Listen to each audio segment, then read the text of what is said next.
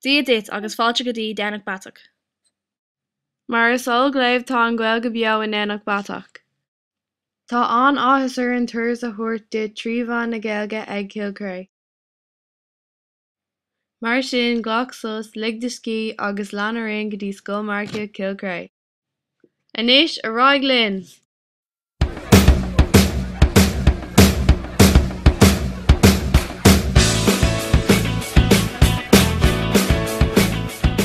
Féicinis, tá sé síos a báthair!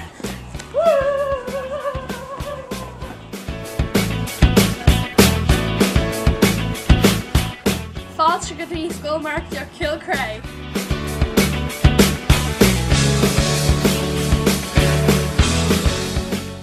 Is é an Scoil Marcaíochta amháin ar fháil i Domhnach Beathach.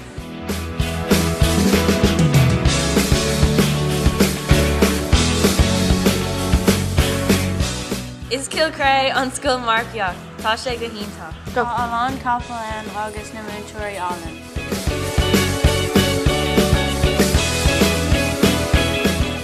Dus go Cill Chré sa Sarah sa bhíon 2011.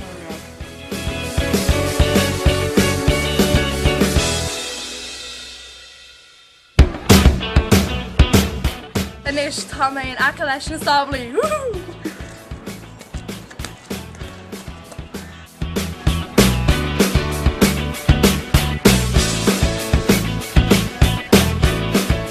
Tá na capal scoile istí le.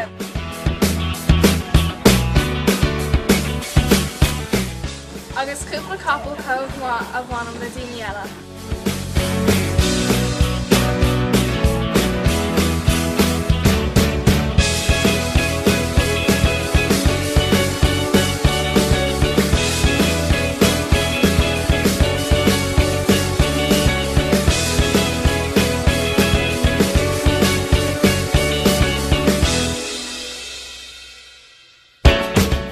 Seo é an arena tá sé an mhór agus go maith.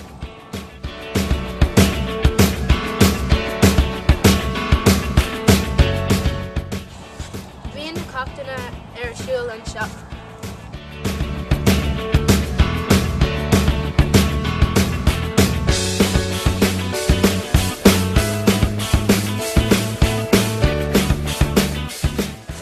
Tharisteach seo é an Scoil Marcaíochta.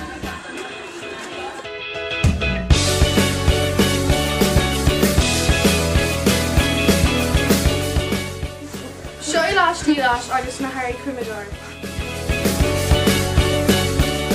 Nis tá muid ag déanamh cúpla ábhar.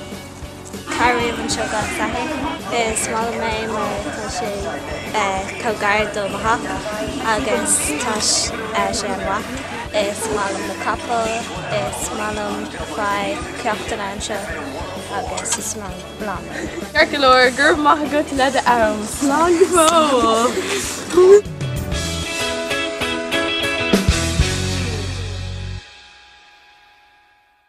Dia Gwyt, is me Lorna. Seo é an amchuig.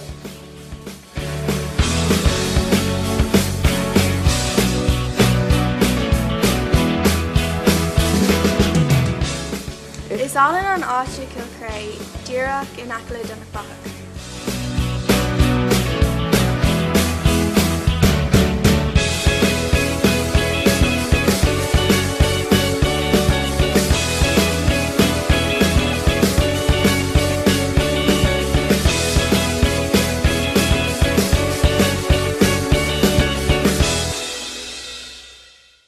Tá na daoine ann go hníomhach.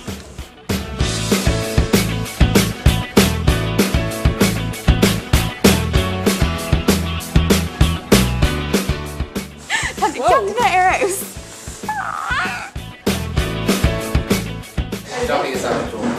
Tá na capal ann na Harvard. Tá lán áisina ar áil don na daoine ag Marcaíochta. Tá gá arena ann, arena mór agus arena beag. Tá cúpla forc ann agus síos an bóthar tá an inbhreaun.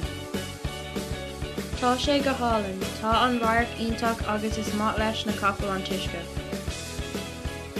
Gurb maith agat le am, tá súla gom gur bhain tú táitneamh as ar fís an beag.